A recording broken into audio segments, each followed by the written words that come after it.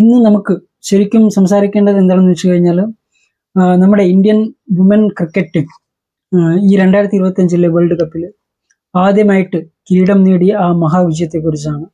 വർഷങ്ങളായിട്ട് കാത്തിരുന്ന സ്വപ്നം, കണ്ണീരും അധ്വാനവും ചേർന്ന കഥ. നമുക്ക് ടൈം ലൈനായിട്ട് പോകാം. 1978 മുതൽ 2025 വരെയുള്ള വനിതാ ലോകകപ്പ് യാത്ര. അപ്പോൾ അതിനു മുമ്പ് ഹൈഡ് എസ്കേ പ്ലാറ്റോൺ, this is me your friend Selvakumar.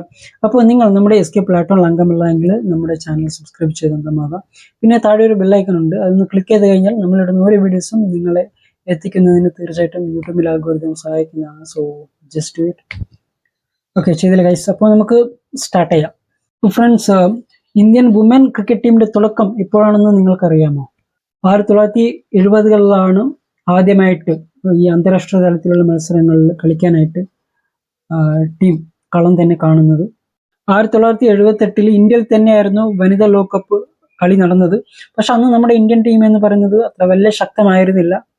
തുടർന്നുള്ള വർഷങ്ങളിൽ ഇംഗ്ലണ്ടും അതുപോലെ തന്നെ ഓസ്ട്രേലിയയും ആയിരുന്നു അന്നത്തെ കാലഘട്ടങ്ങളിൽ ഈ ക്രിക്കറ്റ് ലോകം ഭരിച്ചിരുന്നത്. പക്ഷെ മെല്ലെ മെല്ലെ ചില പേരുകൾ ഇന്ത്യൻ വനിതാ ക്രിക്കറ്റ് ടീമിന് ജീവൻ നൽകി.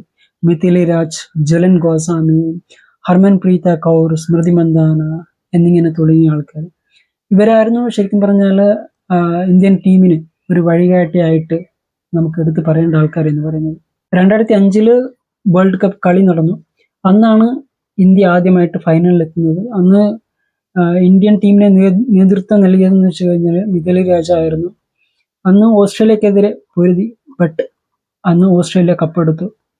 പക്ഷെ അന്നത്തെ കളിയായിരുന്നു ശരിക്കും പറഞ്ഞാൽ നമ്മുടെ സ്ത്രീകളുടെ ക്രിക്കറ്റ് കളിനെ ഇന്ത്യക്ക് അറിയിച്ച ആ നിമിഷം എന്ന് പറയുന്നത്. 2017 വീണ്ടും ഇന്ത്യ ഫൈനലിലെത്തി.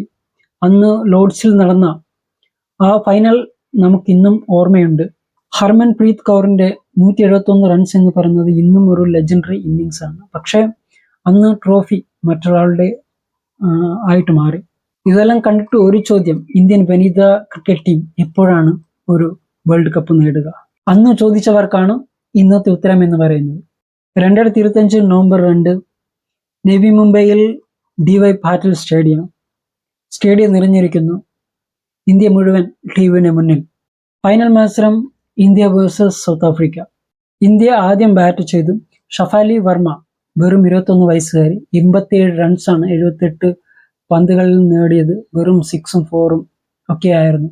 ജനങ്ങളെല്ലാം തന്നെ വളരെ ആഘോഷമാക്കി ആ ഓരോ നിമിഷങ്ങൾ. അതിനുശേഷം വന്ന ദീപ്തി ശർമ്മ കളിയുടെ ക്യാപ്റ്റൻസി പോലും എടുത്ത പ്രകടനമാണ് കാഴ്ചവെച്ചത്. 58 റൺസ് നേടി. പിന്നെ ബൗളിങ്ങിലും 5 വിക്കറ്റ് സ്വന്തമാക്കി.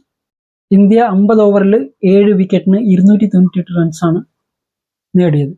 പിന്നീട് സൗത്ത് ആഫ്രിക്ക ബാറ്റ് തുടങ്ങുന്നു. അതിൽ ശരിക്കും ഇന്ത്യയുടെ സ്പിൻ അറ്റാക്ക് എന്ന് പറയുന്നത് ശരിക്കും പറഞ്ഞാൽ പൊളിച്ചു.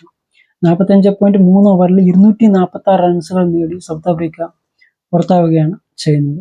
അങ്ങനെ 52 റൺസിന്റെ വ്യത്യാസത്തിൽ ഇന്ത്യ ജയിക്കുകയാണ് ചെയ്യുന്നത്.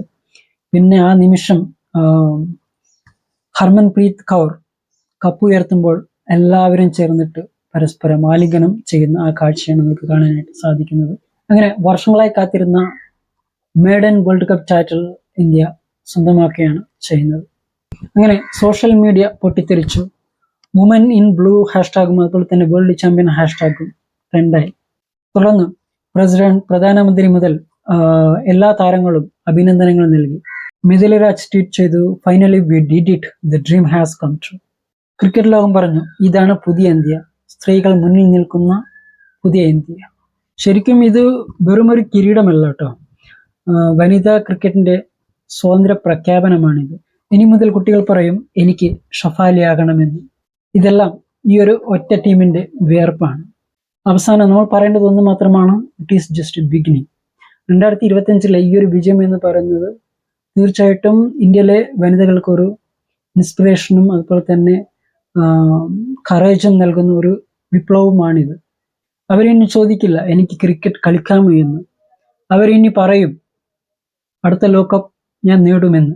അപ്പോൾ ഫ്രണ്ട്സ്, ഈ ഒരു കഥ നിങ്ങൾക്ക് ഇഷ്ടപ്പെട്ടിട്ടുണ്ടെങ്കിൽ തീർച്ചയായിട്ടും ലൈക്ക് ചെയ്തൊന്ന് സപ്പോർട്ട് ചെയ്യണം. പിന്നെ നിങ്ങളുടെ സുഹൃത്തുക്കൾക്കും ഷെയർ ചെയ്തും സപ്പോർട്ട് ചെയ്യുക. അപ്പോൾ നമുക്ക് അടുത്ത വീഡിയോയിൽ പുതിയൊരു വിഷയമായിട്ട് വരാം. അതുവരെ എല്ലാവർക്കും നല്ല bye and take care. Love you all. Thank U.